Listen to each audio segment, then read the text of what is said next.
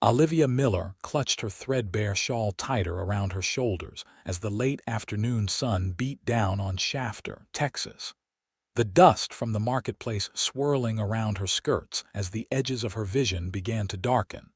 The basket of unsold embroidery slipping from her trembling fingers moments before her knees buckled beneath her.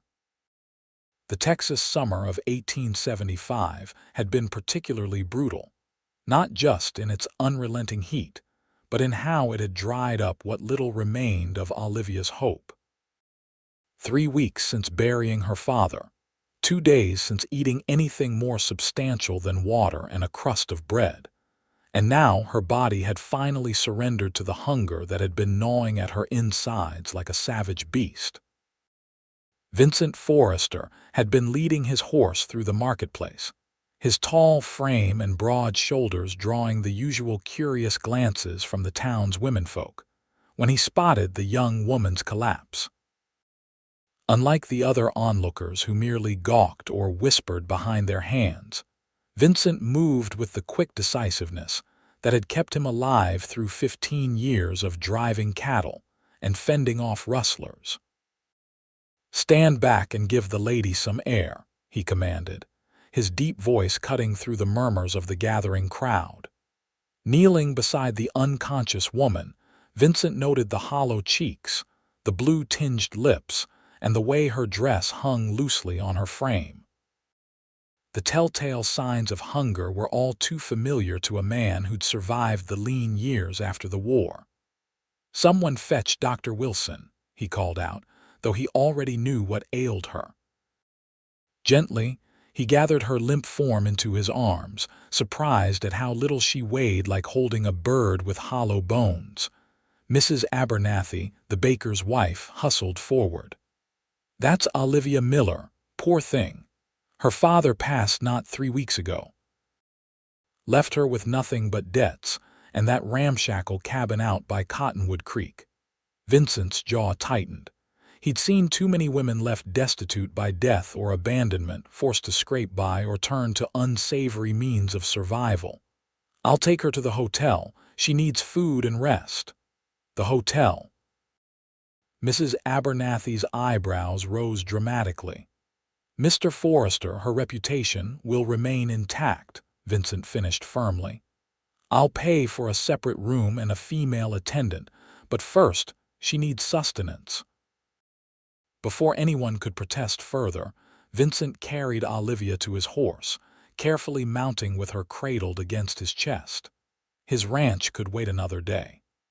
Right now, this woman needed help, and Vincent Forrester had never been one to ignore a person in need. The Golden Spur Hotel wasn't the finest establishment in Texas, but it was clean, and the owner's wife, Betsy Hammond, was known for her discretion and kindness. Vincent secured a room for Olivia and another for himself, then ordered hot broth, bread, and tea sent up immediately. Betsy helped settle Olivia onto the bed while Vincent waited outside. When the food arrived, he handed the tray to Betsy before retreating to the hallway again. It was nearly 30 minutes later when Betsy emerged, her round face creased with concern.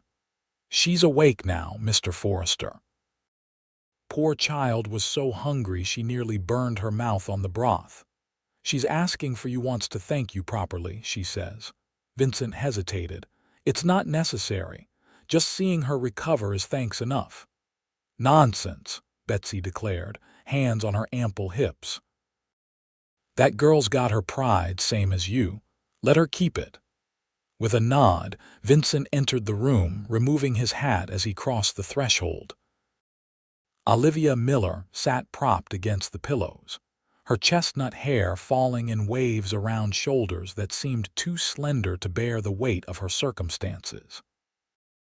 But it was her eyes that caught Vincent's attention, a deep, clear amber that reminded him of wild honey, bright with intelligence despite the pallor of her face. "Mr. Forrester," she said, her voice soft but steady. "Mrs. Hammond tells me I owe you my gratitude." Vincent shifted uncomfortably. At 32, he'd faced down rustlers, survived a Comanche attack, and once wrestled a half-grown bear, but something about this slip of a woman made him feel as awkward as a colt on new legs. No gratitude necessary, Miss Miller. Any decent man would have done the same. A faint smile touched her lips. Perhaps, but it wasn't any man who helped me today. It was you. She looked down at her hands, thin fingers twisted together in her lap. I'm afraid I've never fainted before. It's rather embarrassing. Hunger isn't something to be embarrassed about, Vincent said firmly. It's something to be remedied. Her eyes flashed up to meet his, pride warring with desperation. I don't accept charity, Mr. Forrester. Good, he replied, surprising her, because I'm not offering charity. I'm offering a job. A job? Suspicion narrowed her amber eyes. What kind of job? Vincent pulled a chair closer to the bed and sat down, keeping a respectful distance. I own the Double F Ranch about 10 miles west of town. My housekeeper, Mrs. Winters, has been complaining for months that she needs help.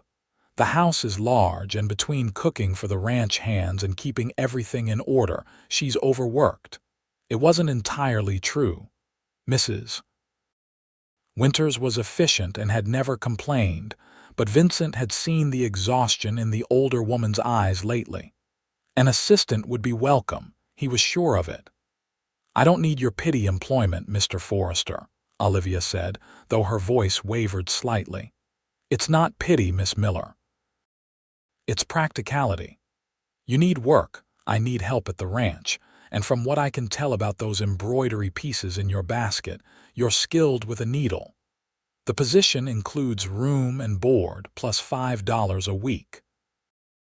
Olivia's eyes widened at the sum generous by any standard for housekeeping work. That's too much. Not for someone who can also help mend and sew. Cowhands are hard on their clothes. Vincent stood, placing his hat back on his head. Rest tonight. If you're interested, I'll come by tomorrow morning and we can discuss details. If not, I'll arrange for your safe return home with no obligations. He moved toward the door, then paused. Miss Miller, she looked up at him, a question in her eyes. I meant what I said. No one should go hungry when there's plenty to share.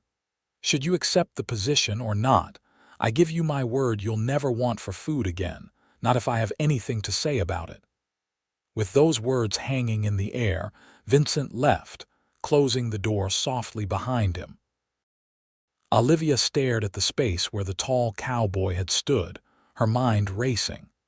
Pride urged her to refuse to find her own way. But reality was a harsh mistress. Her father's medical debts had claimed what little they'd owned, and the cabin would be seized by the bank within days.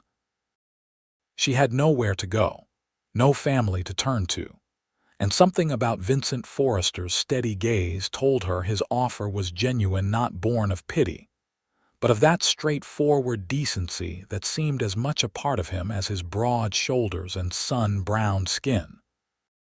Sinking back against the pillows, Olivia closed her eyes.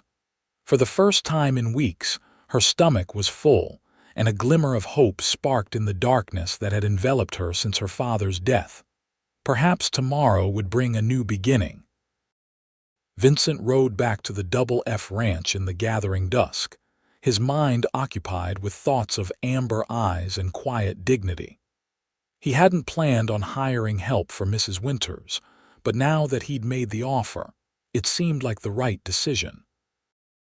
The ranch house was too large for one housekeeper, especially with Vincent expanding the operation. The Double F was Vincent's pride, built from nothing after he'd returned from the war with only his horse, his saddle, and nightmares that still woke him sweating some nights. Through hard work and shrewd investments, he turned 200 acres into 5,000, with a herd of prime cattle and a reputation for fair dealing that brought buyers from as far as Kansas City. What he didn't have was a wife or children, or anyone to share his success with beyond his loyal ranch hands. Vincent had come close to marriage once, 8 years back, but Caroline had chosen the banker's son over the ambitious cowboy with dirt under his fingernails. The betrayal had hardened something in him, made him wary of entanglements. Yet something about Olivia Miller's quiet determination had touched him. Perhaps it was simply recognition he'd seen that same hunger, both literal and figurative, in his own eyes once. The ranch house came into view as Vincent crested the last rise, a sprawling two-story structure of limestone and timber that dominated the landscape. Lamplight glowed welcomingly in the windows, and the smell of Mrs. Winter's cooking drifted out to meet him as he stabled his horse. "You're late," observed Mrs. Winters when he entered through the kitchen door. The gray-haired woman continued stirring something that smelled richly of beef and spices. "Supper's near spoiled waiting." "Sorry, Edna. Had some unexpected business in town." Vincent washed his hands at the pump sink, then explained about finding Olivia Miller collapsed in the marketplace and his impulsive job offer. Mrs. Winters listened without comment until he finished. "So you've hired a half-starved girl you know nothing about, other than she has pretty eyes and a stubborn streak." There was a knowing gleam in the older woman's gaze. "Her needlework is fine," Vincent added defensively, "and she needs the work. Mrs. Winters ladled stew into a bowl and placed it before him. "Well, I won't complain about an extra pair of hands. God knows there's enough work for 3 women in this house, let alone one old one with aching joints. But Vincent," she paused, giving him a pointed look, "be careful. You've a soft heart under all that leather and pride. It's just a job offer, Edna. Nothing more." But as Vincent ate his stew, he couldn't quite convince himself it was that simple. The next morning dawned clear and hot, promising another scorching Texas day. Olivia woke early, having slept better than she had in weeks, with a full stomach and a real bed beneath her. The luxury of it almost brought tears to her eyes. Mrs. Hammond had kindly washed Olivia's only dress overnight, and though the garment was faded and mended in places, at least it was clean. Olivia dressed carefully, then used the pitcher and bowl to wash, smoothing her hair into a simple knot at the nape of her neck. Her reflection in the small mirror showed a face still too thin, but the shadows under her eyes had lightened, and some color had returned to her cheeks. At 23, Olivia had never considered herself a beauty, but her mother had often called her features harmonious, high cheekbones, a straight nose, and expressive eyes that changed from amber to gold depending on the light. A knock at the door startled her from her contemplation. "Miss Miller, it's Vincent Forrester." "May I have a word?" Taking a deep breath, Olivia opened the door. Vincent stood in the hallway, hat in hand, freshly shaved and wearing a clean shirt under his vest. Something fluttered in her stomach at the sight of him, a feeling that had nothing to do with hunger and everything to do with the intensity of his blue-gray eyes. "Good morning, Mr. Forrester," she said, keeping her voice steady. "Please come in." Vincent entered but remained standing near the door, maintaining a respectful distance. "You're looking better this morning." "Amazing what food and rest can do," Olivia replied with a small smile. "Thank you again for your kindness." Vincent nodded, then got straight to the point. "Have you considered my offer?" Olivia had thought of little else. Pride warred with practicality, but in the end, survival won out. "I have, and I'd like to accept with one condition." Vincent raised an eyebrow. "Which is?" "I'd like to return to my cabin first, to collect my few belongings before the bank takes possession. There are mementos of my parents I can't bear to lose." Understanding softened Vincent's expression. "Of course, I'll take you there now if you're feeling strong enough." Relief washed over Olivia. "Thank you. I'm quite recovered." After settling the hotel bill, Vincent helped Olivia onto his horse, then mounted behind her. The proximity was unsettling, his chest warm against her back, his arms reaching around her to hold the reins. Olivia sat rigidly, conscious of every point of contact. "Relax, Miss Miller. Copper's gentle as a lamb. You won't fall." Easy for him to say, Olivia thought. He wasn't the one fighting an inexplicable awareness of a virtual stranger. The ride to Cottonwood Creek took less than half an hour. As they approached the small cabin where Olivia had spent the last 5 years caring for her ailing father, a lump formed in her throat. Despite its dilapidated condition, it had been home. Vincent helped her dismount, then tethered Copper to a nearby tree. "Take all the time you need," he said quietly. Inside, Olivia moved quickly, gathering her mother's handmade quilt, her father's pocket watch, and the family Bible with its record of births, marriages, and deaths. To these treasures, she added her own meager possessions: 2 dresses, undergarments, a shawl, and her sewing basket with precious needles and threads. When she emerged, Vincent was examining the small vegetable garden at the side of the cabin. "You've kept it well," he commented. "Shame to leave the produce." "I've nothing to carry it in," Olivia said regretfully. Without hesitation, Vincent removed his bandana, spread it on the ground, and began harvesting the ripe tomatoes, beans, and squash. "No sense in letting good food go to waste. Mrs. Winters will be pleased." Watching him handle the vegetables with the same care he might show to a newborn calf, Olivia felt something shift inside her. This man, this cowboy who'd appeared in her life like an answer to an unspoken prayer, was a contradiction of strength and gentleness that fascinated her. They packed her belongings and the garden harvest onto Copper, then set out for the Double F Ranch. As they rode, Vincent pointed out landmarks and shared bits of local history, his deep voice rumbling pleasantly against her back. "That ridge there marks the eastern boundary of the Double F," he said as they crested a hill.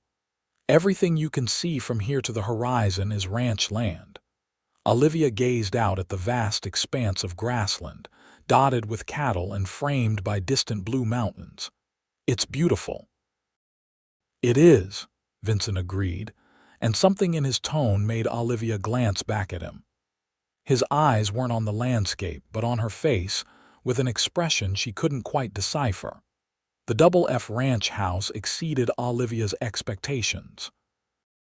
2 stories of solid construction with a wide veranda wrapping around 3 sides.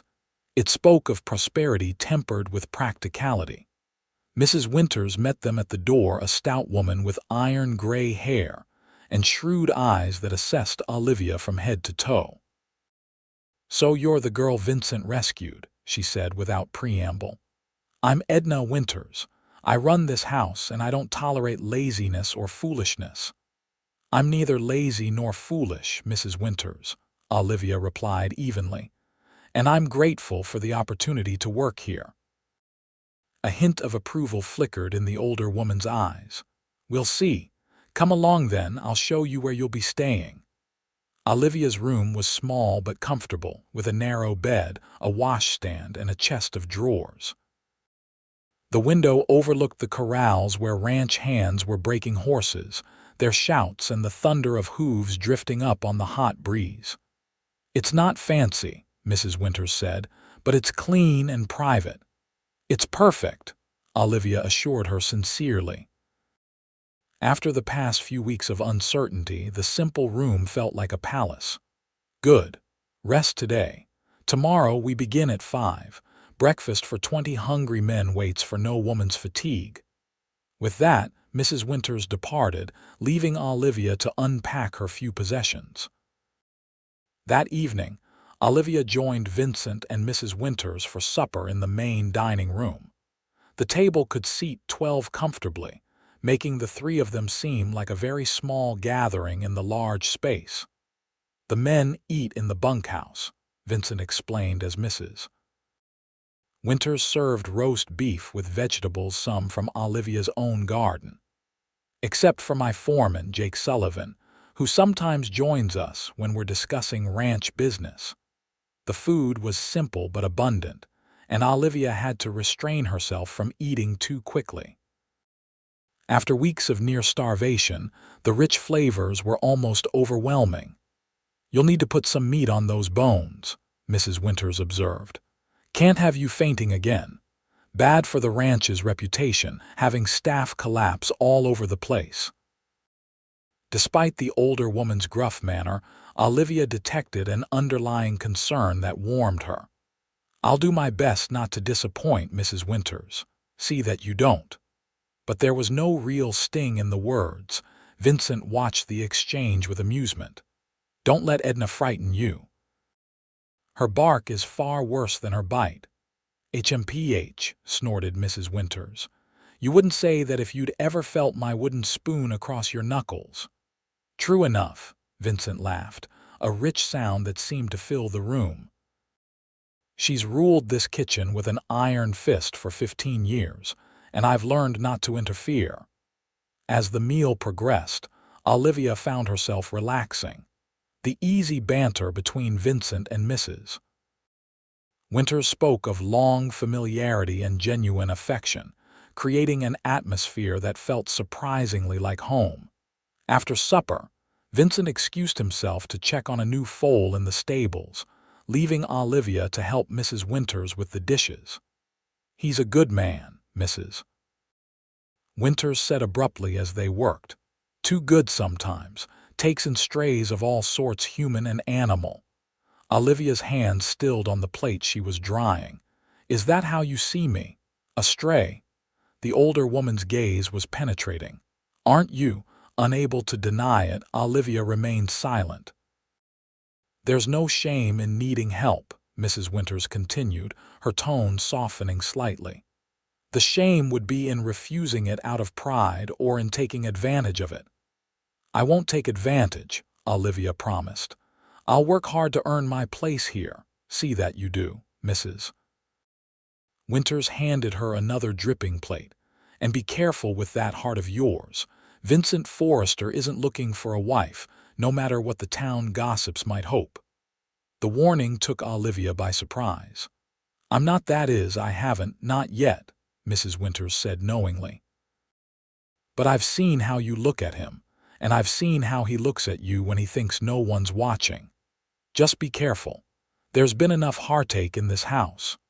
Before Olivia could respond, the kitchen door opened, and Vincent returned, bringing with him the scent of night air and horses. "Foal's doing fine," he announced. "Mare's being a good mother."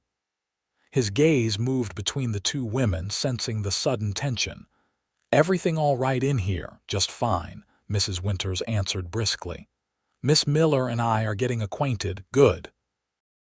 Vincent smiled, the expression transforming his rugged features. "I'll bid you ladies good night then. Dawn comes early on a ranch." After he left, Olivia finished the dishes in thoughtful silence. Mrs.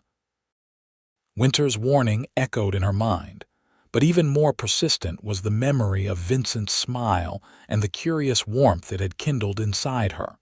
The first weeks at the Double F Ranch passed in a blur of activity for Olivia. True to her word, Mrs.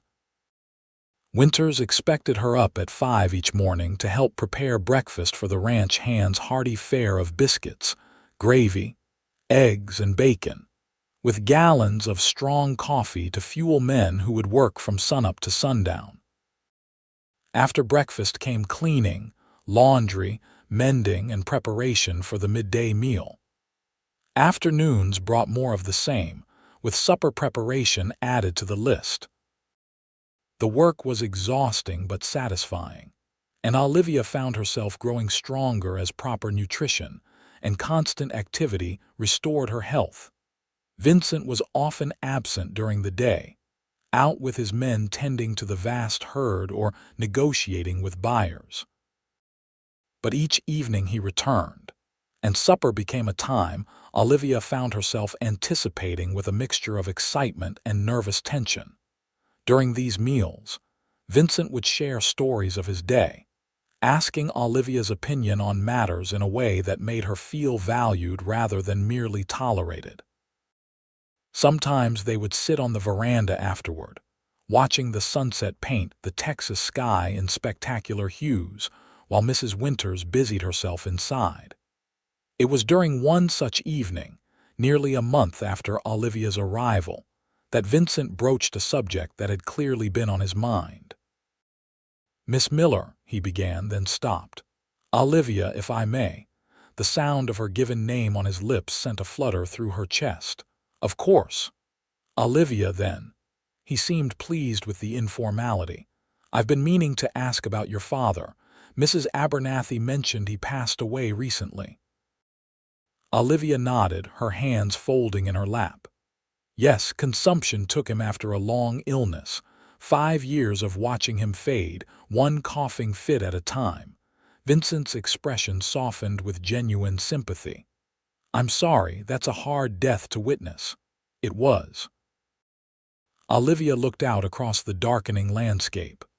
"We came west for his health. The dry air was supposed to help, and it did for a while. But in the end, not even Texas could save him. And your mother died when I was 16. Fever." The memories were still painful, but time had dulled their sharp edges. "After that, it was just father and me. We managed well enough until he became too ill to work." "So you supported both of you?" "It wasn't a question." Olivia nodded. "I took in sewing, sold eggs from our chickens, tended the garden. It was enough until the medical bills began to accumulate. Then—" She trailed off, not wanting to dwell on the desperation of those final weeks. "Then you found yourself alone and destitute," Vincent finished quietly. "Through no fault of your own." "Life isn't fair that way," Olivia said simply. "But I'm fortunate. Many women in my position have faced far worse fates." Vincent's jaw tightened, and Olivia knew he understood exactly what she meant. Single women without family or means often had limited, unsavory options for survival. "You're safe here," he said firmly, "for as long as you wish to stay." The conviction in his voice warmed Olivia more than the lingering heat of the day. "Thank you. I know I was hesitant at first, but I'm grateful for this opportunity. Truly." Vincent studied her in the gathering dusk, his eyes reflecting the first emerging stars. "You're different from most women I've known, Olivia Miller. Is that good or bad?" she asked, attempting lightness despite the sudden increase in her pulse. "Good," he replied without hesitation. "Definitely good."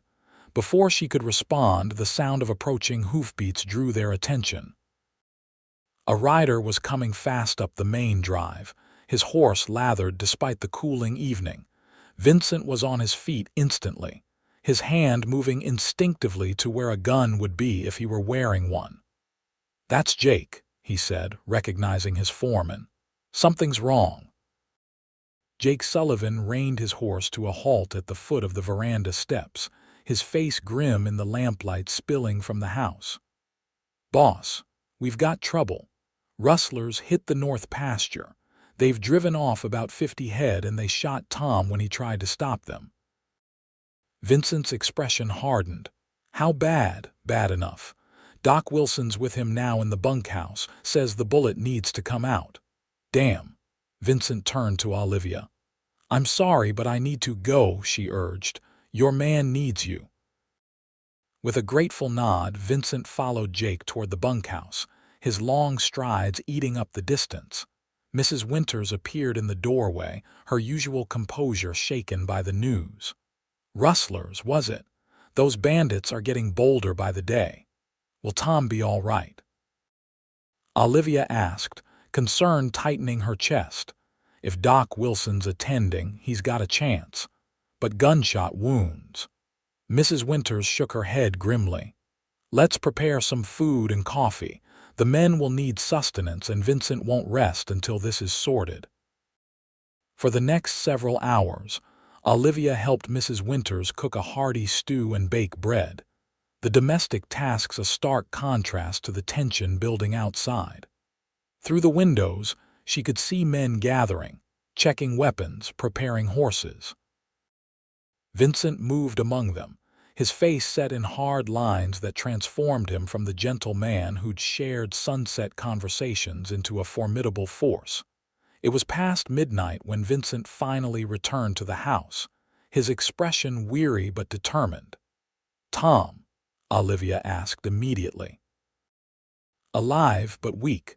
Doc got the bullet out, but there's risk of fever." Vincent accepted the coffee Mrs. Winters handed him, downing it in several long swallows.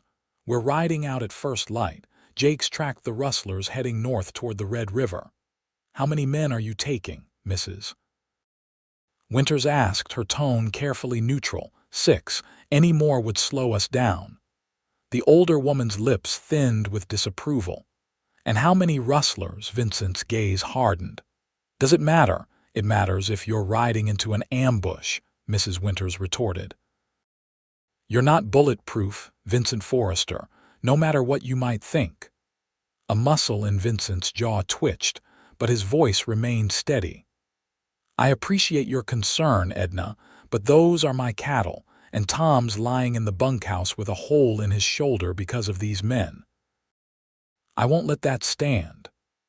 Olivia watched the exchange, her heart pounding with a fear she had no right to feel.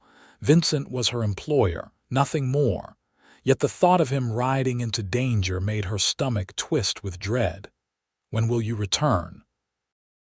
The question slipped out before she could stop it. Vincent's gaze softened as it met hers. "Hard to say. 3 days, maybe 4. Depends on how far they've driven the cattle." He set down his empty cup and moved toward the door, then paused. "Olivia." "Yes, while I'm gone." "Stay close to the house. These men are dangerous." The concern in his voice sent a warmth through her that had nothing to do with the coffee she'd been sipping. "I will, please, be careful." A faint smile touched his lips. "Always am." With that, he was gone, leaving Olivia staring at the closed door, a strange ache in her chest that she was increasingly unable to deny. Mrs. Winters' knowing gaze rested on her face. "What did I tell you about that heart of yours?" Olivia's cheeks flushed. "I'm just concerned, as anyone would be." "MMM." The older woman began clearing the table. "Well, concerned or not, we've a long day ahead tomorrow. Best get some rest." But rest proved elusive for Olivia that night. She lay awake, listening to the sounds of men preparing for their dawn departure, and wondering why a man she'd known for just 1 month had come to matter so much. Dawn broke with the muted sounds of horses and men moving out. Olivia watched from her window as Vincent led his small group away from the ranch, his broad-shouldered silhouette unmistakable even in the dim light. The days that followed took on a strange, suspended quality. Routine tasks were performed, meals cooked and served, but everything felt hollow without Vincent's presence. Olivia threw herself into her work, taking on extra duties to keep her hands and mind occupied. Tom's condition improved slowly. The bullet had missed his vital organs, but blood loss and the beginning stages of infection left him weak.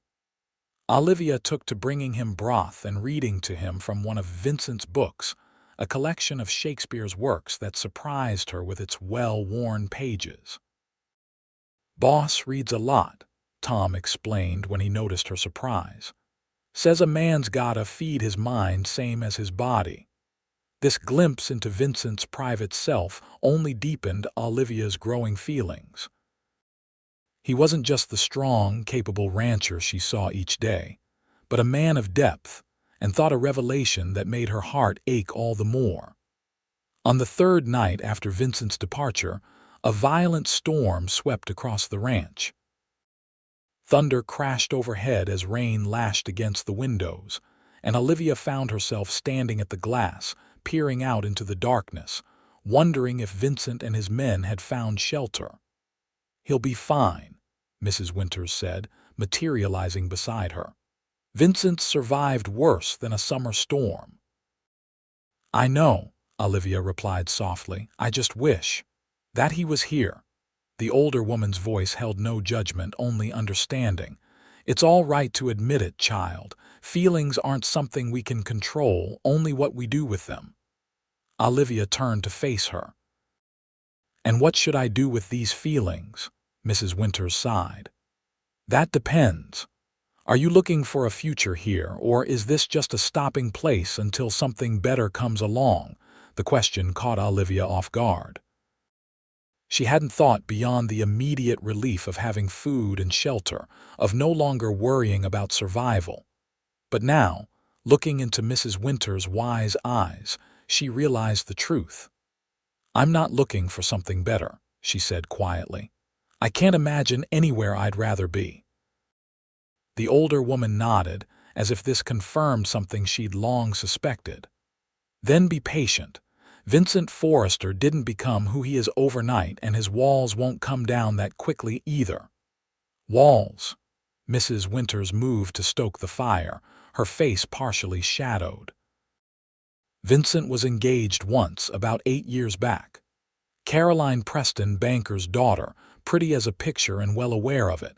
She strung him along for months, then jilted him for Harold Matthews and his family money.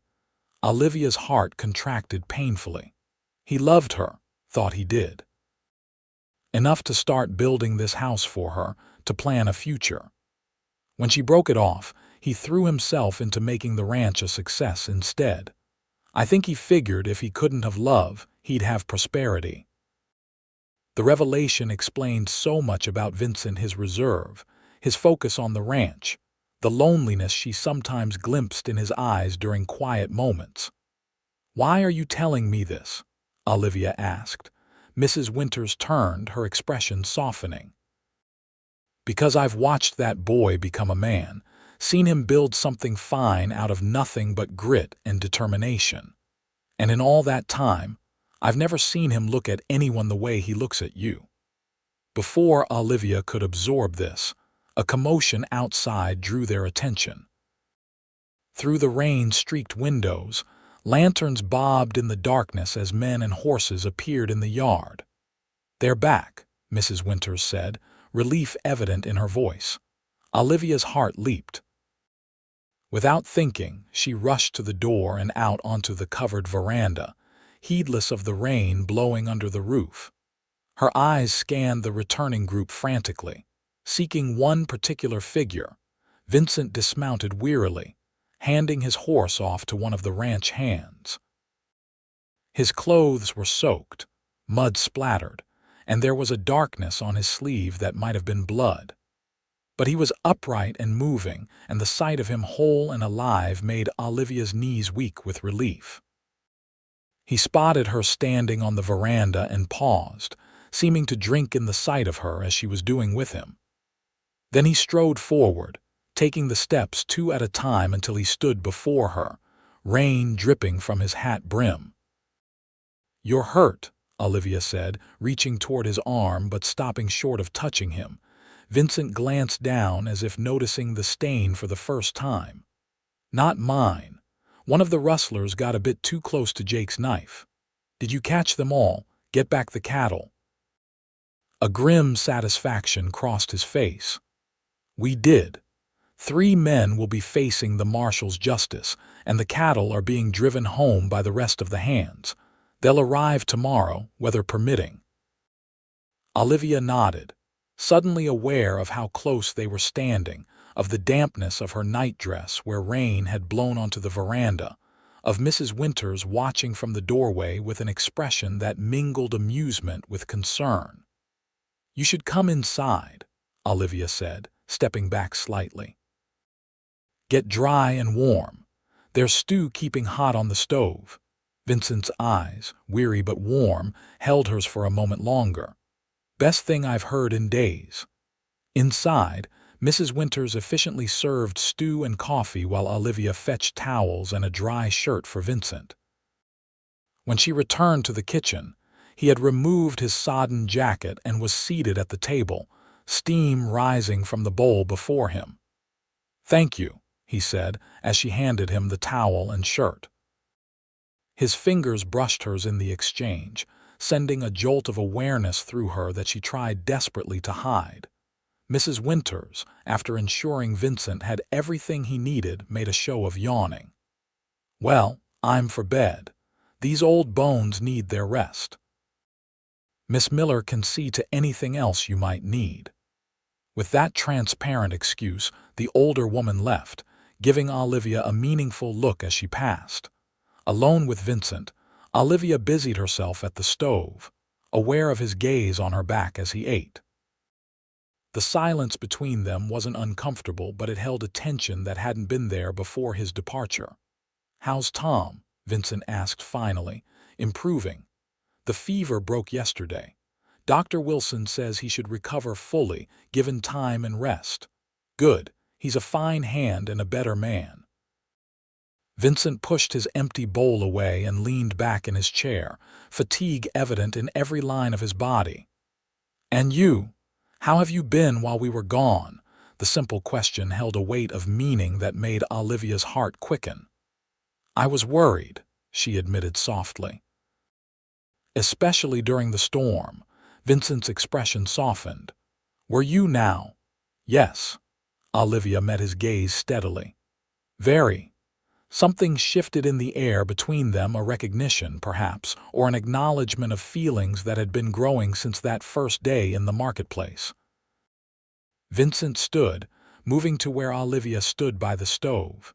He was close enough that she could smell the rain on him, mixed with leather and horse, and the indefinable scent that was uniquely his.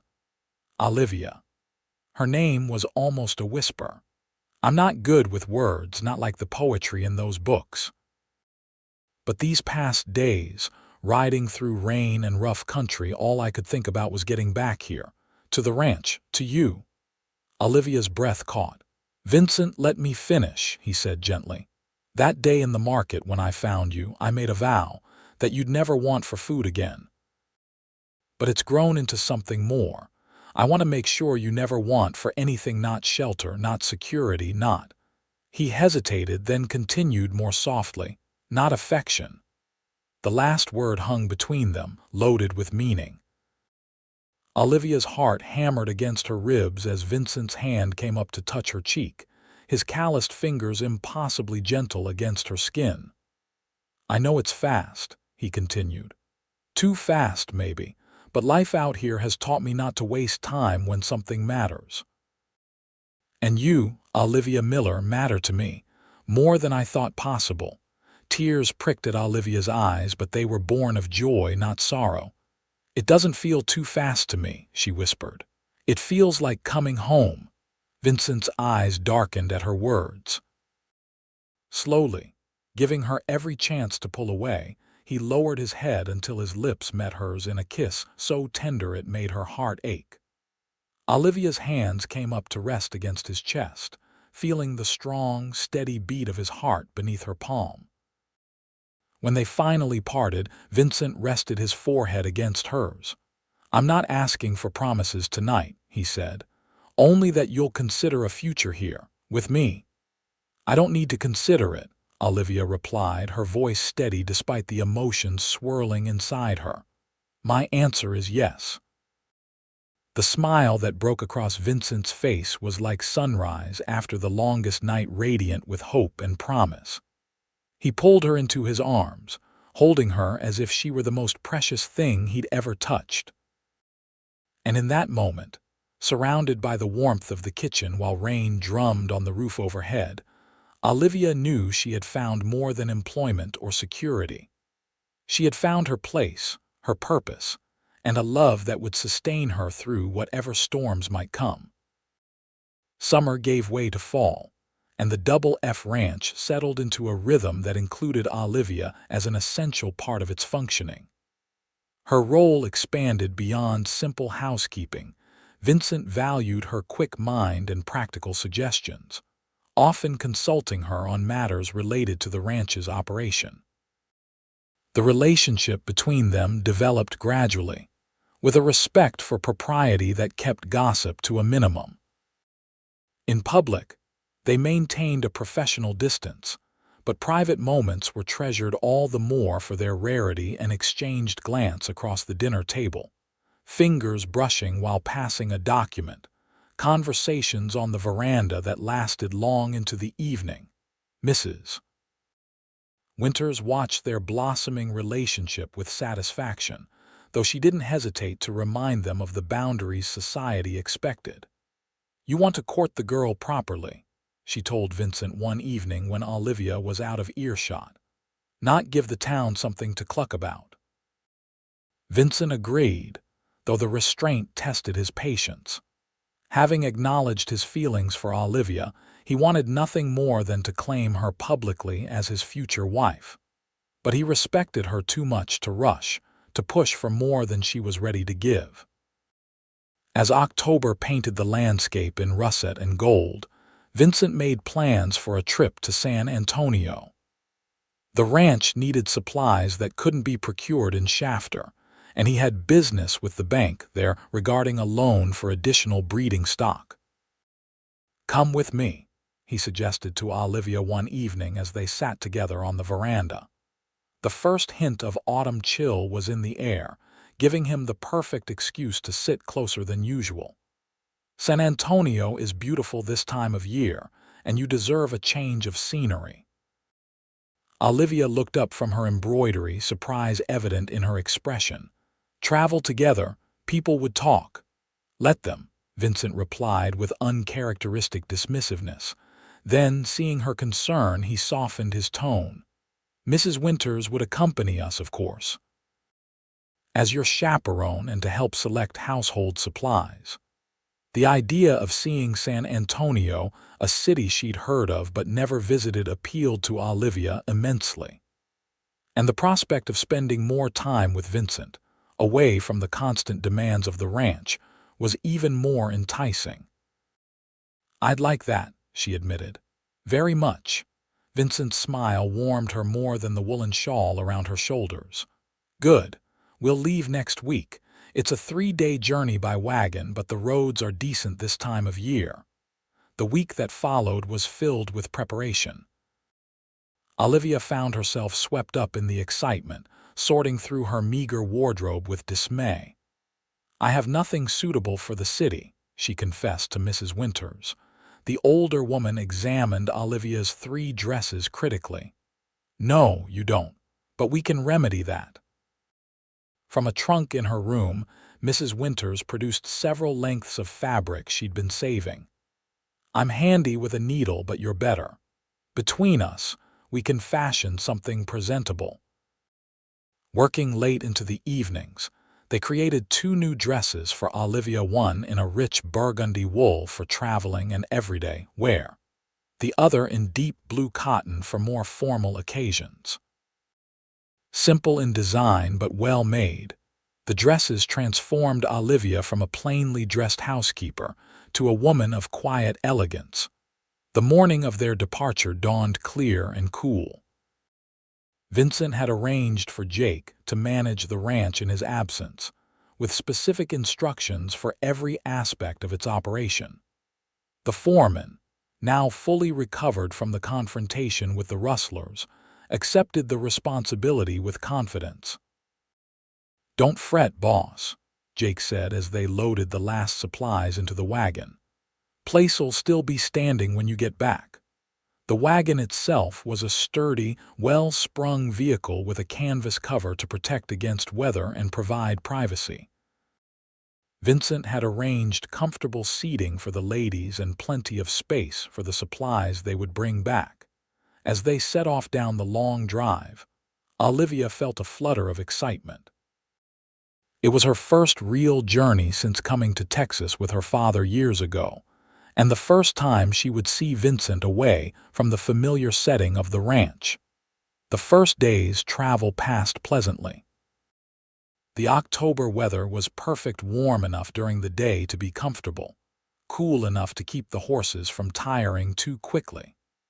Vincent pointed out landmarks and shared stories of his early days in the territory, revealing a past filled with adventure and occasional hardship. I came to Texas with nothing but my saddle and a stubborn belief that I could make something of myself, he told her as they stopped for a midday meal beneath a stand of cottonwoods. The war had ended, and there wasn't much left for me back in Missouri. You fought in the war? Olivia asked, realizing how little she knew of his life before the double F. Vincent nodded, a shadow crossing his face. For the Union. My father was an abolitionist, taught me that no man should own another. When the call came, I couldn't stay home while others fought for what we believed in. Mrs. Winters, arranging bread and cold chicken on a cloth spread over a fallen log, snorted softly. Tell her about the time you nearly got yourself shot delivering dispatches through Confederate lines. Vincent's mouth quirked in a half-smile. Edna exaggerates. I was never in any real danger. 3 bullet holes in your coat says different, the older woman retorted. Boy came back looking like death warmed over, but with the message delivered. Got a commendation for it, too, though he never talks about that.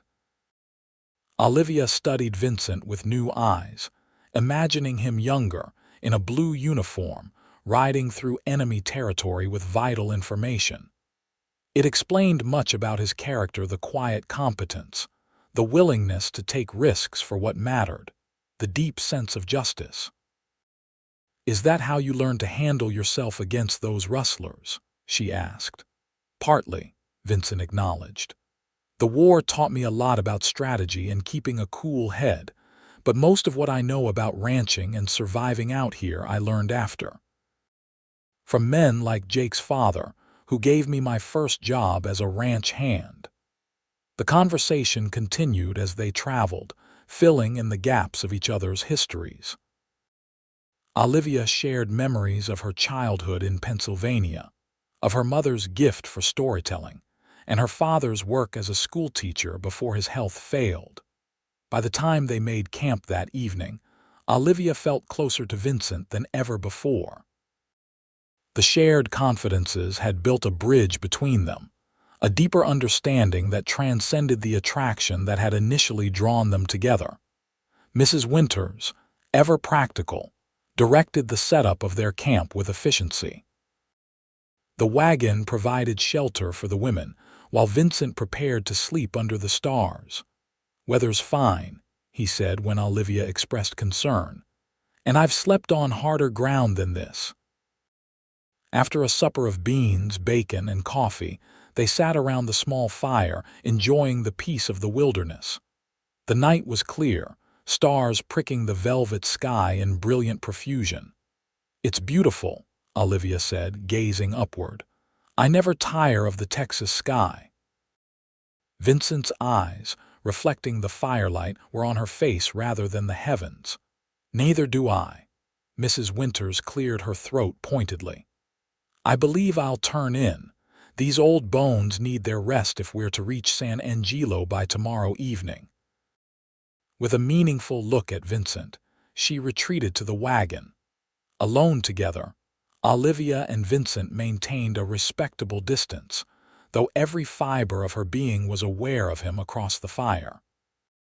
The dancing flames cast his features in dramatic relief, highlighting the strong jaw, the straight nose, the intensity of his gaze. I've been thinking, Vincent said after a comfortable silence, about the future, about what I want the double F to become. Olivia wrapped her shawl more tightly around her shoulders as a cool breeze whispered through the camp. And what do you envision? Growth, certainly. More cattle, better bloodlines, perhaps horses as well. There's good money in supplying the army with mounts. He paused, then continued more softly. But a ranch is more than livestock and land.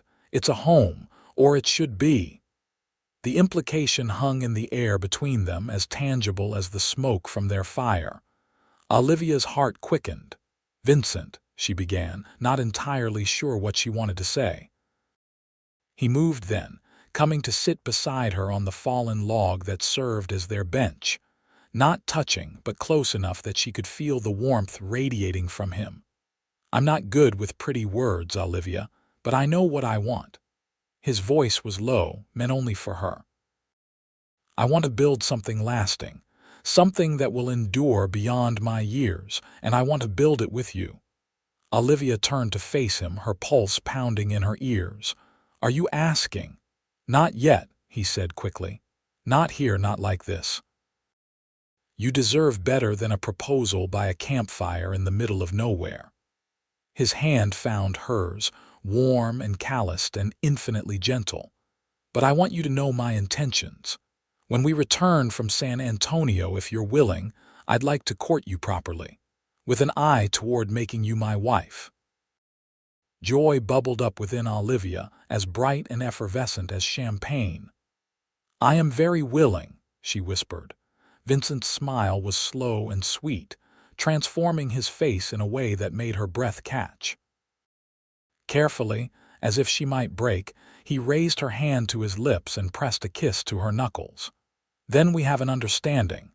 "We do." Olivia's voice trembled slightly with the weight of emotion behind those simple words. They sat together a while longer, hands entwined, speaking occasionally but mostly content in shared silence. When the fire burned low, Vincent reluctantly stood. "You should rest. Tomorrow will be another long day of travel." Olivia nodded, though leaving him was the last thing she wanted.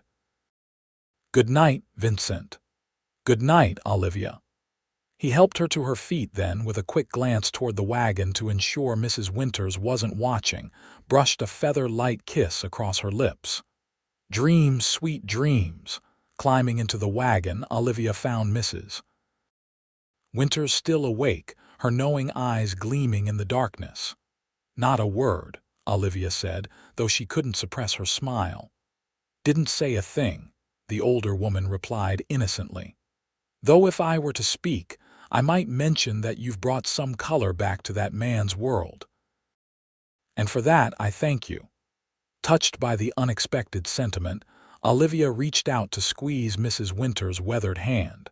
"He's brought color to mine as well." With that simple truth hanging in the darkness, Olivia settled onto her bedroll, certain she would indeed dream sweet dreams.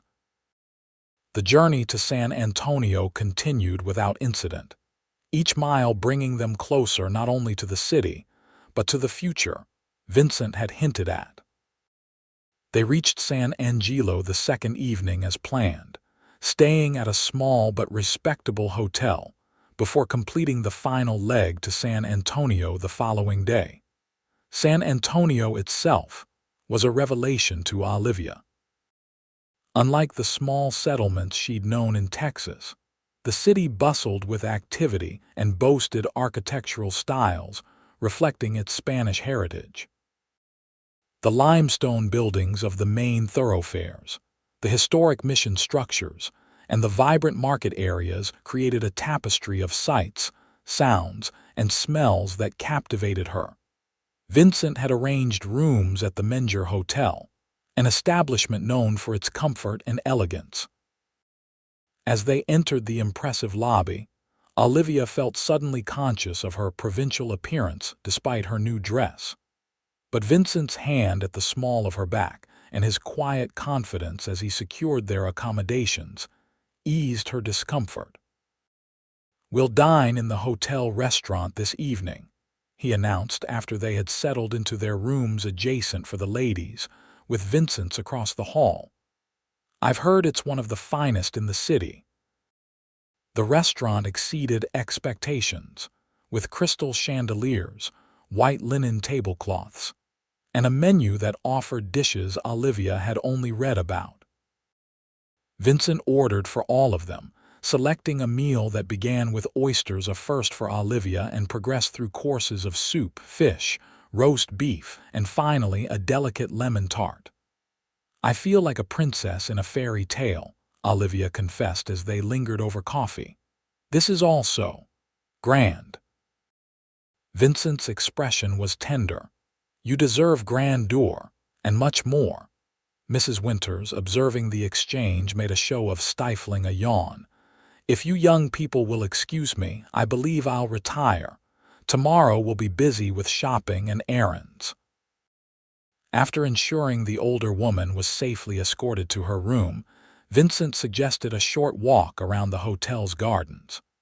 The October evening was pleasantly cool, the garden paths illuminated by strategically placed lanterns. "I have business at the bank tomorrow morning," Vincent said as they strolled, "but I've arranged for a dressmaker to visit you and Mrs. Winters at the hotel. I hope you don't mind." Olivia looked up at him in surprise. "A dressmaker?" "For new dresses," Vincent explained, a hint of uncertainty creeping into his voice. That is, I hoped you might allow me to gift you with a proper wardrobe. Not that there's anything wrong with what you have," he added hastily. "But a woman in your position, that is, a woman who might soon be courted by a rancher of some means should have nice things." The offer was generous, but Olivia hesitated. "Vincent, I can't accept such an expensive gift. It wouldn't be proper." "It would if it came from your future husband," he countered softly. The words hung in the night air, more direct than any he'd spoken before. Olivia's heart raced. "Is that what you want?" she asked, her voice barely above a whisper. "For me to be your wife?" Vincent stopped walking, turning to face her fully. In the lantern light, his expression was solemn but lit with an inner certainty that took her breath away. "Yes," he said simply, "more than I've wanted anything in my life." Emotion welled up in Olivia's throat, making speech difficult. "I'm not wealthy or educated or from a good family. I'm just everything I need," Vincent interrupted gently. "Strong, brave, kind.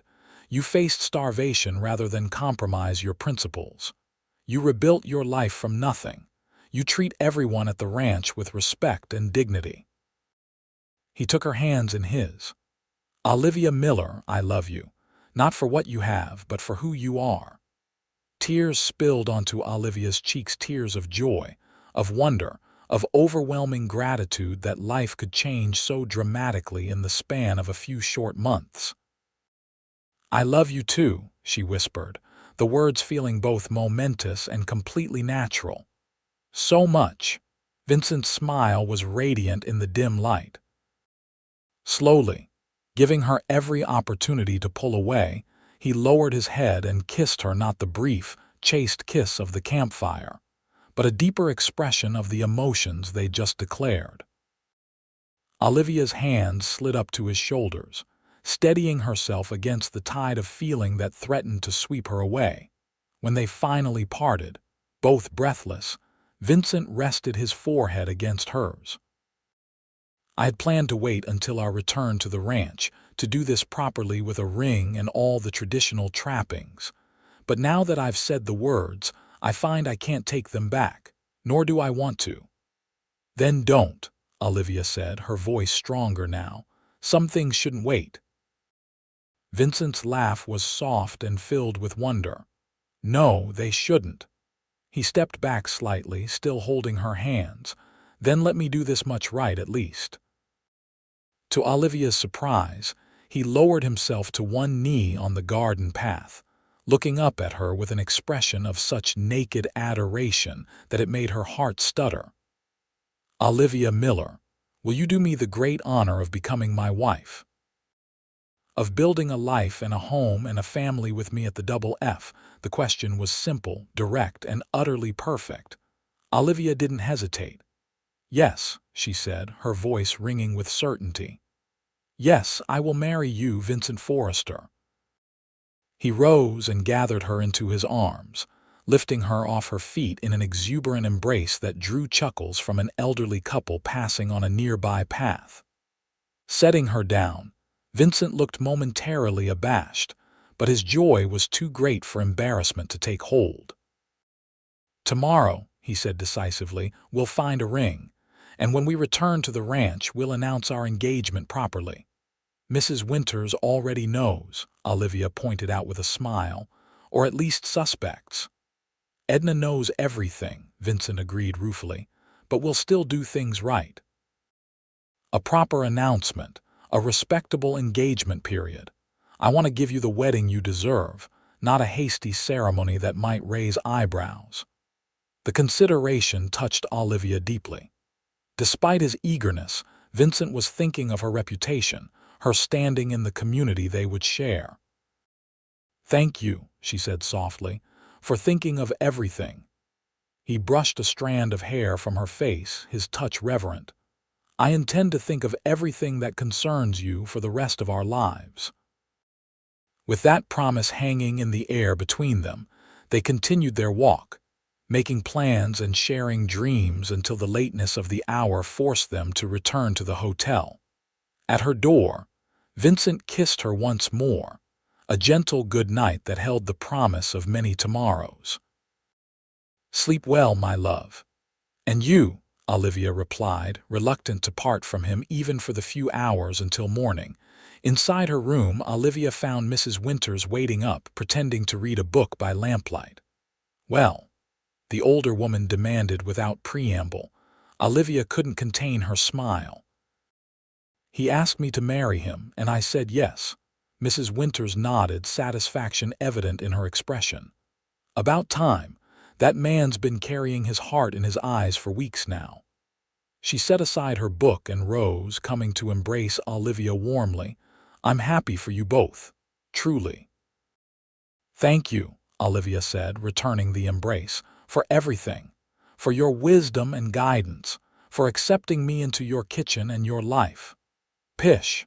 Mrs. Winters waved away the gratitude, though her eyes were suspiciously bright. "Just doing what needed doing." She stepped back, her practical nature reasserting itself. "Now to bed with you. Tomorrow will be busy, what with shopping and finding a ring and all."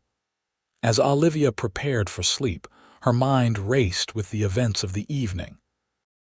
From a woman who had fainted from hunger in a marketplace to the future wife of one of the area's most prosperous ranchers, the transformation seemed almost too fantastical to be real. Yet it was real. Vincent's love, his proposal, the future they would build together, all of it was wonderfully, gloriously real. And as Olivia drifted toward sleep, she offered a silent prayer of gratitude for the twist of fate that had brought them together. The remainder of their time in San Antonio passed in a whirlwind of activity. True to his word, Vincent escorted Olivia to a jeweler's shop where they selected a ring, a delicate gold band set with a small but perfect diamond. It was modest compared to some of the elaborate pieces on display, but Olivia preferred its simple elegance. "It's beautiful," she said as Vincent slipped it onto her finger. "Perfect." The dressmaker's visit resulted in orders for 3 new dresses for Olivia, one for everyday wear, one for social occasions, and one specifically for their wedding. The wedding dress would be simple but elegant, made of ivory silk with a lace overlay that the dressmaker promised would complement Olivia's coloring beautifully. "Too extravagant," Olivia protested when she saw the fabric samples. "Not for my bride," Vincent countered firmly. Mrs. Winters, observing from a comfortable chair in the hotel sitting room, nodded her approval. "Let him spoil you a little, girl. Man's been saving his money for years with nothing to spend it on but cattle and fence posts." In addition to the personal purchases, they acquired supplies for the ranch, tools, medicines, seeds for the kitchen garden, and books that Vincent had ordered from back east. Each item was carefully selected and packed for the return journey. On their final evening in San Antonio, Vincent surprised Olivia with tickets to a theatrical performance at the newly built Turner Hall. The play was a comedic production that had the audience, including Olivia, laughing until tears streamed down their faces. "I've never been to a real theater before," she confessed as they walked back to the hotel, her hand tucked into the crook of Vincent's arm. "It was wonderful." "There will be many firsts for us," Vincent promised. "Many adventures we'll share." The return journey to the Double F Ranch seemed shorter somehow, filled as it was with conversation and plans for their future. They would be married in December. They decided after the fall cattle drive, but before the worst of winter weather. The ceremony would be held at the small church in Shafter, with a celebration afterward at the ranch. Nothing too elaborate, Olivia insisted. Just friends and neighbors. Whatever makes you happy, Vincent agreed, though I suspect Mrs. Winters will have her own ideas about the reception. Indeed, the older woman was already making mental lists of dishes to prepare and arrangements to be made. The house will need a thorough cleaning, she mused aloud as they traveled. And we should slaughter that young pig that's been fattening nicely. Olivia and Vincent exchanged amused glances, content to let Mrs. Winters plan the details while they focused on the larger picture of their life together. They reached the ranch on a crisp November afternoon, greeted by Jake and the other hands with news that all had gone well in their absence. The cattle were healthy, the repairs Vincent had ordered were complete, and even the troublesome north fence had stayed intact despite a brief but violent storm. That evening, Vincent gathered the ranch hands in the bunkhouse and formally announced his engagement to Olivia. The men responded with genuine congratulations, having come to respect Olivia during her months at the ranch. There were handshakes for Vincent and awkward but sincere good wishes for Olivia, followed by Mrs. Winters producing a jug of her special cider to toast the couple's happiness. Word spread quickly through the area, as news always did in small communities. Visitors began to arrive at the ranch, neighboring ranchers and their wives, shopkeepers from Shafter. Even the banker who'd foreclosed on Olivia's cabin came to offer congratulations. "Quite a change of fortune for you, Miss Miller," the banker observed with what he probably thought was benevolence but came across as condescension. "Yes," Olivia agreed pleasantly. "Life has a way of surprising us." Vincent, overhearing, moved to her side with subtle possessiveness. "We consider ourselves fortunate to have found each other, Mr. Hargrove. Some men spend their whole lives searching for the kind of happiness I've found with Olivia." The banker, catching the steel beneath Vincent's polite tone, made a hasty retreat. "You didn't have to rescue me," Olivia said once they were alone. "I can handle men like Hargrove." Vincent's expression softened. "I know you can, but that doesn't mean you should have to, not anymore." He touched her cheek gently. "Partners look out for each other." "That's what we're going to be, partners in everything." The word resonated with Olivia. Not master and servant, not provider and dependent, but partners equals in building a life together.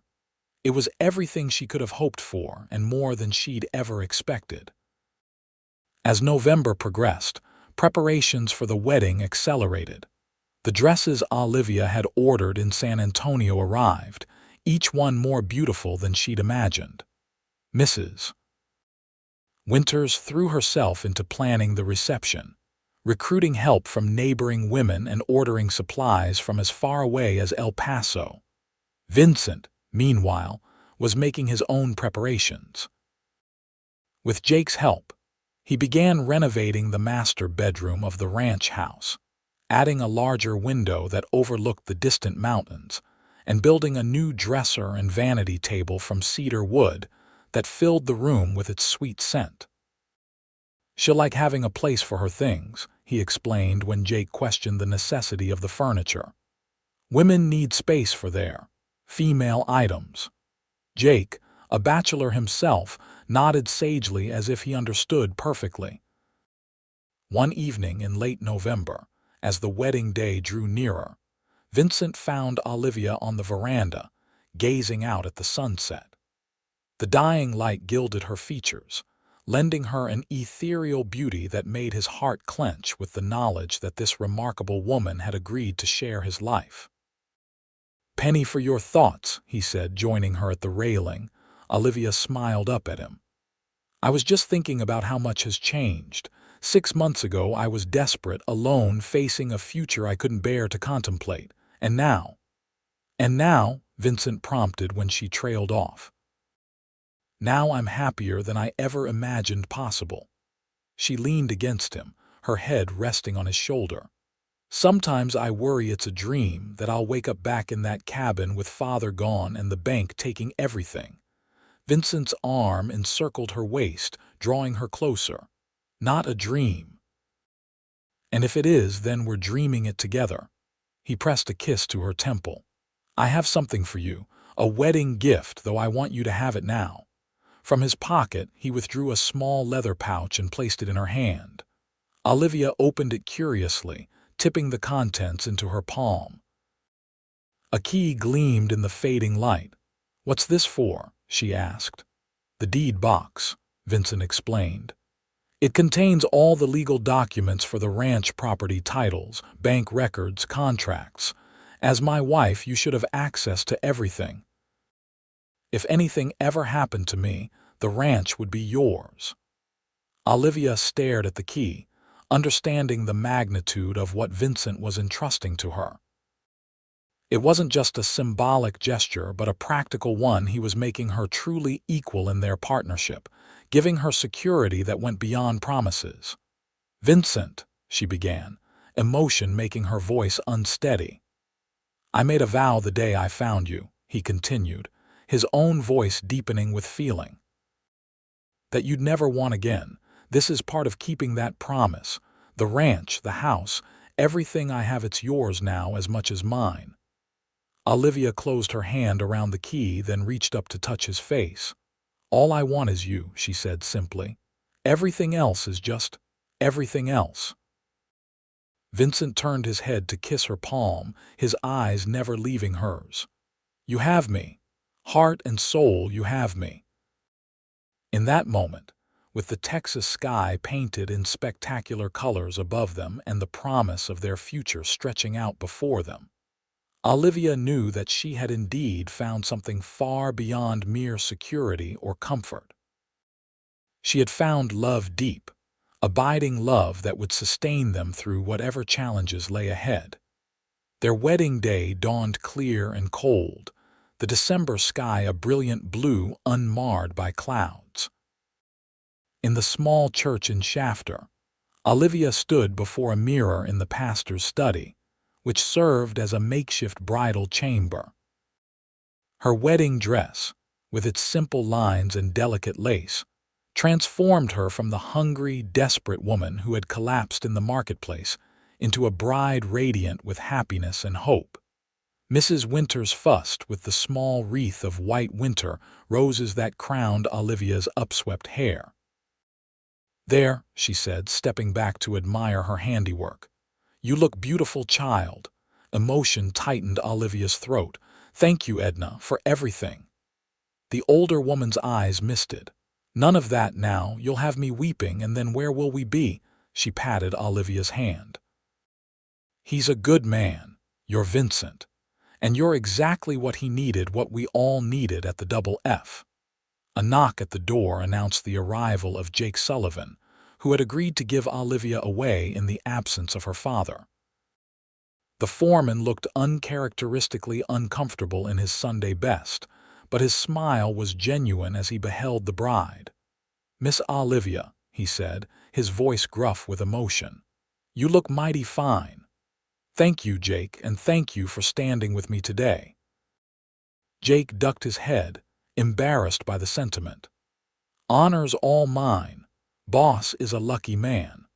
With Mrs. Winters leading the way, they made their entrance into the small church, where what seemed like half the county had gathered to witness the union. Heads turned as Olivia appeared at the back of the church, but she had eyes only for Vincent, who stood at the altar with an expression of such wonder and love that it nearly stopped her heart. The ceremony itself was simple but profound, ancient vows spoken with new conviction, promises made with full awareness of their weight. When Vincent slipped the gold band onto Olivia's finger to join her engagement ring, his hands were steady, his eyes never leaving hers. "I now pronounce you husband and wife," the pastor declared. "What God has joined together, let no man put asunder." Vincent's kiss was gentle but filled with promise, a beginning rather than a culmination, as they turned to face their friends and neighbors as Mr. and Mrs. Forrester. Olivia felt a sense of rightness, of completion, that she had never experienced before. The reception at the Double F Ranch exceeded even Mrs. Winter's ambitious plans. Tables groaned with food, fiddle music filled the air, and laughter rang out across the ranch yard where lanterns had been strung to create a festive atmosphere despite the winter chill. As evening deepened, Olivia found herself swept into a waltz by her new husband, the guests forming a circle around them to watch their first dance. "Happy Mrs. Forrester," Vincent murmured as they moved together. "Completely," Olivia replied, the new name still unfamiliar but wonderfully right. "And you, more than I can say." His arm tightened around her waist. "I keep thinking of that day in the marketplace, how close I came to not being there when you needed someone." "But you were there," Olivia reminded him. "Just when I had lost all hope, you appeared." Like an answer to a prayer I was too proud to make. Vincent's eyes darkened with emotion. "I'll spend the rest of my life making sure you never know that kind of desperation again." "I know you will," Olivia said softly. "And I'll spend mine making sure you never regret the day you stopped to help a stranger." Later that night, after the guests had departed and the ranch hands had retreated to the bunkhouse, Vincent carried his bride across the threshold of their home. The master bedroom, transformed by his careful renovations, welcomed them with the soft glow of lamplight and the sweet scent of cedar. "Welcome home, Olivia Forrester," Vincent said, setting her gently on her feet. "Home," she repeated, savoring the word. "Our home." And as Vincent drew her into his arms, Olivia knew that she had found more than shelter or security or even love. She had found belonging, a place in the world that was uniquely hers, with a man who saw her not for what she lacked, but for everything she was and could be. From hunger to happiness, from desperation to devotion, her journey had been unexpected and swift, but no less genuine for its speed. And as the night deepened around them, Olivia embraced not only her husband but the future they would build together, secure in the knowledge that she would indeed never want again. Spring came early to the Double F Ranch in 1876, bringing with it new growth, new opportunities, and news that transformed Vincent and Olivia's lives once more. After months of marriage, months filled with adjustment, occasional disagreements, and deepening love, Olivia discovered she was expecting their first child. "A baby," Vincent repeated when she told him, his voice hushed with wonder. "Our baby."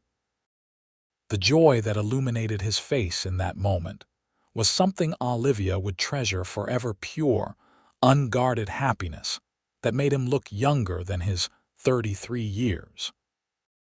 In the months that followed, Vincent became even more protective, insisting that Olivia rest frequently and hiring additional help for the house, despite Mrs. Winter's protests that they were coddling the girl unnecessarily. "Pregnant women have been working since Eve," the housekeeper grumbled. "No need to treat her like spun glass." But Olivia understood Vincent's concern. Having lost so much in his life, parents, comrades in war, years to struggle and hardship, he guarded his newfound happiness with fierce devotion. The baby, a son they named James Edward Forrester, arrived on a stormy night in November. Dr. Wilson, battling through rain and wind to reach the ranch, arrived just in time to assist with the birth. After hours of labor that left Olivia exhausted but triumphant, Vincent was allowed into the bedroom to meet his son.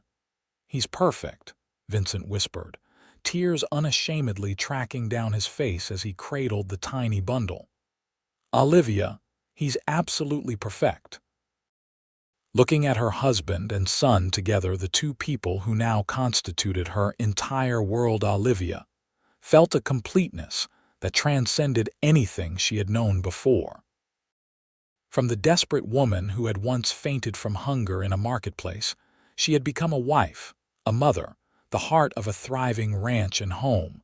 Life at the Double F settled into a new rhythm that incorporated little James. Mrs. Winters, despite her initial gruffness, became a devoted grandmother figure, spoiling the boy shamelessly while pretending to maintain her strict demeanor. "Don't you be fooled by her scowling," Vincent told his son as the baby cooed in his cradle. "Mrs. Winters is as soft as fresh butter when it comes to you." The ranch prospered under Vincent's management and Olivia's increasing involvement in its business affairs. Her practical mind and eye for detail complemented Vincent's vision and risk-taking instincts, creating a partnership that strengthened both the ranch and their marriage. As James grew from infant to toddler, the Forresters' circle expanded to include other young families in the area. Olivia, once so isolated in her grief and poverty, found herself at the center of a community that gathered for barn raisings, church socials, and impromptu celebrations of life's milestones. On the third anniversary of their wedding, Vincent surprised Olivia with a gift that brought tears to her eyes: the deed to her father's old cabin and surrounding land, which he had quietly purchased from the bank. "I know it holds painful memories," he said as he presented the document. "But it was your home once. I thought perhaps we could restore it, use it as a retreat or maybe a place for guests, or we could sell it if you prefer. It's yours to decide." The thoughtfulness of the gift, not just the property itself, but the understanding that Olivia might need to reclaim that piece of her past on her own terms, typified the man Vincent had become as a husband and father. Still strong, still occasionally stubborn, but unfailingly considerate of her feelings and respectful of her independence. "Thank you," she said, embracing him. "I think I'd like to restore it, not to dwell on the past, but to honor it. To show James where his grandfather lived, and to remember that even in our darkest moments, hope can find us." Vincent nodded, understanding perfectly. "Then that's what we'll do." The years that followed brought more children to the Forrester family: a daughter, Catherine, born 2 years after James, and another son, William, 3 years after that. Each child brought new joy, new challenges, and new depth to Vincent and Olivia's relationship. The Double F Ranch grew as well, expanding to include more land, more cattle, and eventually a small horse breeding operation that became known throughout Texas for its quality stock. Vincent's business acumen, combined with Olivia's careful management of the household finances, created a legacy that would secure their children's future. Through it all, through childbirth and childhood illnesses, through drought years and bountiful harvests, through the inevitable conflicts and reconciliations of married life, Vincent and Olivia remained steadfast in their commitment to each other, and to the vow Vincent had made on that fateful day in the Shafter marketplace. She would never want again, not for food, not for shelter, not for love or security or purpose. And in ensuring Olivia's happiness, Vincent had found his own fulfillment, a life richer and more meaningful than he had ever imagined possible. On a warm spring evening in 1886, 10 years after their wedding, Vincent and Olivia sat on the veranda of the Double F Ranch house, watching their children play in the yard. James, now 9, was showing 5-year-old William how to throw a lasso, while 7-year-old Catherine supervised with all the authority a young girl could muster. "They're growing so fast," Olivia observed, leaning against Vincent's shoulder. "Sometimes I can hardly believe how much our lives have changed in a decade." Vincent's arm tightened around her, his hand absently stroking her arm in a gesture of affection that had become as natural as breathing. "Do you ever regret it? Marrying a rough cowboy who swept you off to his ranch after knowing you for all of a month?" The question held no real anxiety. Time had proven the solidity of their bond, but Olivia answered seriously nonetheless. "Never," she said firmly. "Not for a single moment. Even during our worst arguments, even when James was sick with fever and we thought we might lose him, even during that terrible drought in '79. I've never regretted our life together." Vincent pressed a kiss to her temple, his touch still sending a pleasant warmth through her after all these years. "Nor have I. You and the children are everything to me, Olivia. Everything that matters." As the sun set over the vast expanse of the Double F Ranch, painting the sky in colors no artist could capture, Olivia reflected on the journey that had brought them to this moment. From hunger to prosperity, from isolation to family, from desperation to deep, abiding contentment, it was a transformation that still sometimes left her breathless with gratitude. "I love you, Vincent Forrester," she said simply, turning to meet his gaze. "Today and always." His smile, still as heart-stopping as it had been when he first directed it at her across a dinner table, was answer enough. But the words that followed, spoken with the quiet certainty of a man who knew his own heart, completed the circle that had begun that day in the marketplace. "And I love you, Olivia Forrester, for as long as there are stars in the Texas sky." In that moment, surrounded by the life they had built together, Olivia knew that some promises were meant to be kept forever. And Vincent's vow that she would never want again had become not just a guarantee of physical comfort but a testament to the power of love to transform lives, to heal wounds, and to create a future brighter than either of them could have imagined alone.